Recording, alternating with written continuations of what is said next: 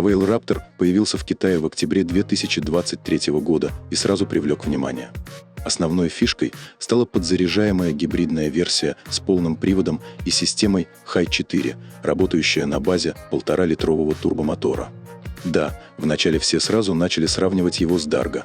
По стилю и размеру они очень похожи. Но вот гибридная начинка Raptor все-таки выводила его в отдельную категорию. Теперь, спустя время, бренд Havail, а он, напомним, входит в компанию Great Wall Motor, решил, а почему бы не сделать и бензиновый вариант, без гибридных заморочек, без лишней электроники. Просто 2-литровый мотор, 9-ступенчатый робот с 2 сцеплениями и полный привод. Ах да, и внешний вид слегка подкрутили, чтобы сразу было понятно, перед тобой не гибрид, а бодрый бензиновый Raptor. В общем, автомобиль стал еще более универсальным, оставив в стороне всю электронику, но сохраняя мощь и стиль.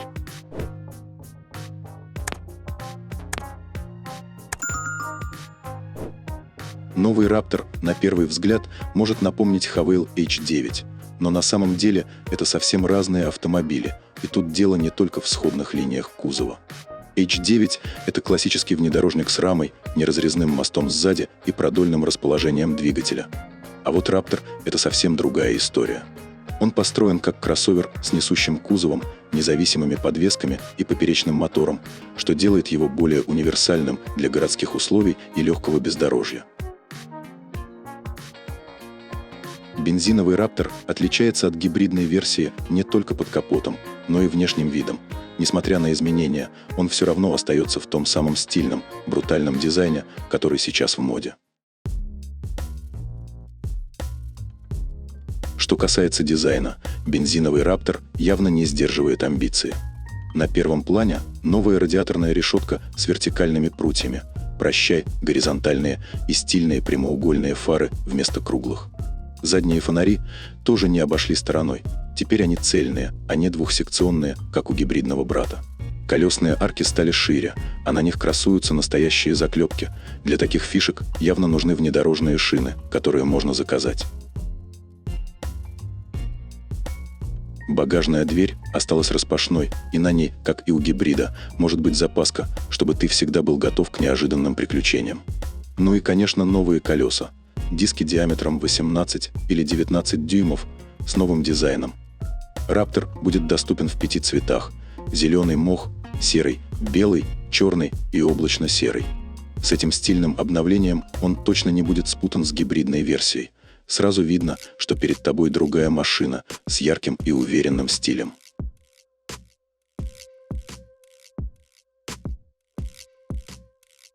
Габариты остались почти такими же, как у гибридной версии. Длина 4680 мм или 4800, если учитывать запаску. Ширина 1950, высота 1843, а колесная база 2738 мм. В сравнении с гибридом длина и база не изменились, но вот ширина увеличилась на 35, а высота на 21 мм. Да и масса автомобиля теперь легче – 1830 против 2055 килограммов в базе у гибрида. Проходимость тоже не осталась без внимания. Дорожный просвет увеличился почти на 2 см. Теперь это 223 мм. Угол въезда составляет 25 градусов, угол съезда – 32, а продольный угол проходимости – 23 градуса. И, конечно, буксировать прицеп с массой до 1600 килограммов тоже можно.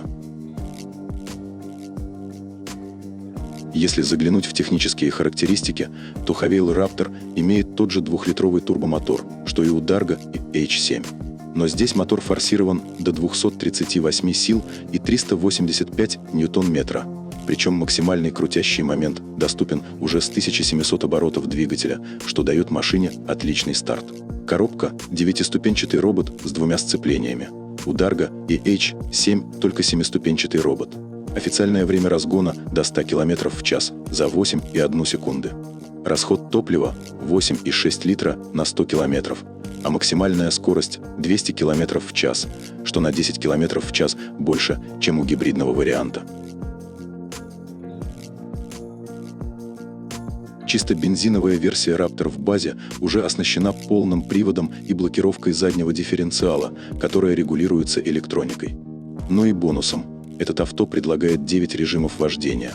Тут тебе и стандартный, и спортивный для тех, кто любит поджигать резину, и экономичный, чтобы не разоряться на топливе. Также есть режимы для снега, грязи, песка и гравия, на всякий случай.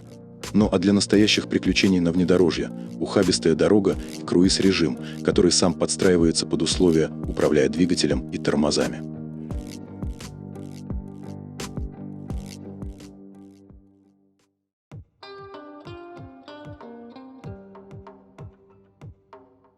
Если говорить об интерьере, то бензиновый Raptor сохранил основные черты гибридной версии.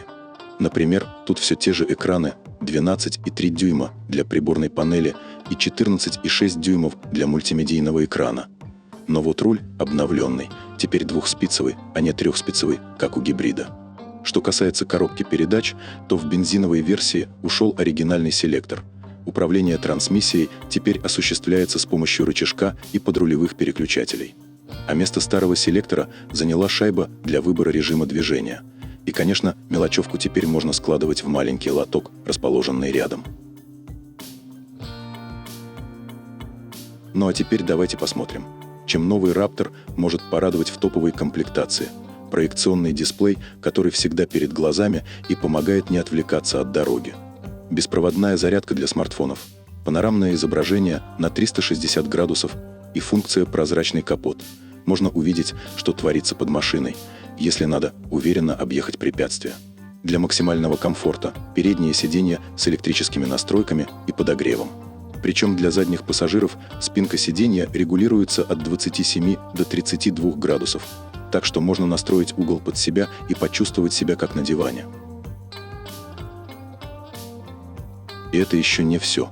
Кроссовер снабжен панорамным люком на крыше и целым набором систем безопасности. Активное торможение, удержание полосы, адаптивный круиз, контроль на полной скорости. Предупреждение о фронтальном и заднем столкновении и даже предупреждение об открытии дверей. Пока производитель не раскрывает больше подробностей о комплектациях нового автомобиля и объеме багажника, но есть кое-что, на что можно ориентироваться. Например, в гибриде багажник вмещает 586 литров, а если сложить задние сиденья, это уже целых 1404 литра. Логично предположить, что в бензиновой версии багажник будет либо похожих размеров, либо чуть больше, ведь там нет аккумулятора под полом, как у гибрида. Будем надеяться, что скоро узнаем больше, но уже сейчас можно ожидать, что багажник, посмотрев, визуально будет весьма просторным. Бензиновый Havail Raptor в Китае стартует совсем скоро, но цены пока держат в секрете. Ожидается, что этот паркетник будет дешевле гибридной версии, которая у себя на родине стоит от 23 тысяч долларов. И надо сказать, он пользуется неплохим спросом. Продается по 5-6 тысяч машин в месяц. За первый квартал 2025 года суммарные продажи составили 14 159 единиц, что вывело Raptor на 60-е место в списке самых популярных внедорожников в стране. Так что вполне возможно, что со временем Raptor с чисто бензиновым двигателем окажется не только в Китае, но и в других странах. Новый Raptor – это попытка сделать универсальный кроссовер проще и понятнее.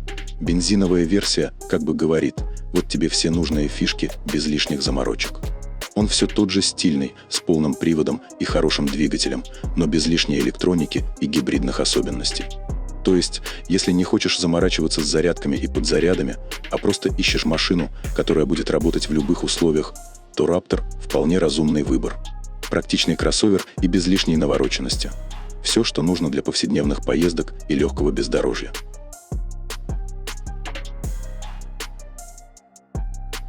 Ну а на этом все.